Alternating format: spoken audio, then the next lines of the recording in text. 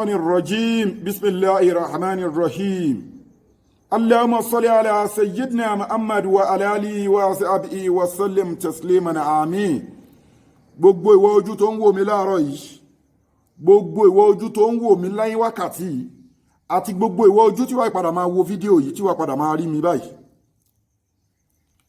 o ò ní gba lẹ́tà ìbànújẹ́ lórí ọmọ, o ò ní gba lẹ́tà ọ̀fọ̀ lórí ọkọ, o ò ní gba lẹ́tà ọ̀fọ̀ lórí aya, o ò ní gba lẹ́tà ọ̀fọ̀ lórí mọ̀lẹ́bí ẹ̀ kankan. Ọlá ti tóbi Ọlọ́run, ọlápọ̀lọ́run ló ń jẹ́. Ọlọ́run ló sọ pé innal izzata lillahi jami'a, ó ní gbogbo agbára òun Ọlọ́run ló ní. O ò ní gba lẹ́tà ọ̀fọ̀ lórí ọkọ ẹ o ò ní gba lẹ́tà ọ̀fọ̀ lórí ọmọ ẹ o.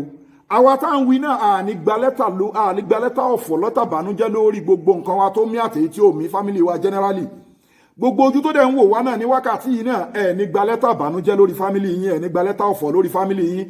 Gbogbo ojú tá tún wá máa padà wo fídíò yìí náà, wo prayer yìí nínú fídíò lórí fóònù, ẹ̀ ní gba lẹ́tà ọ̀fọ̀ lórí ọmọ, lórí aya, lórí ọkọ, lórí mọ̀lẹ́bí yín kankan, ẹ̀ ní gba lẹ́tà ọ̀fọ̀.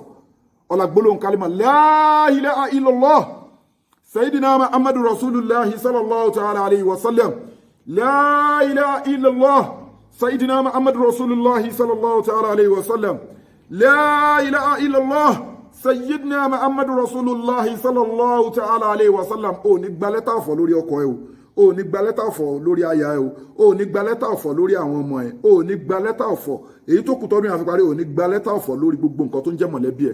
Àwa tá ń sọ̀rọ̀ yìí náà Ọlọ́run ní jẹ́ káwọn gba lẹ́tà ọ̀fọ̀ lórí àwọn mọ̀lẹ́bí wa. Subhana rabbika rabbil izzati amma yasifun wassalamu ala al-mursalin walhamdulillahi rabbil alamin. Assalamu wa ila al-liqa'i.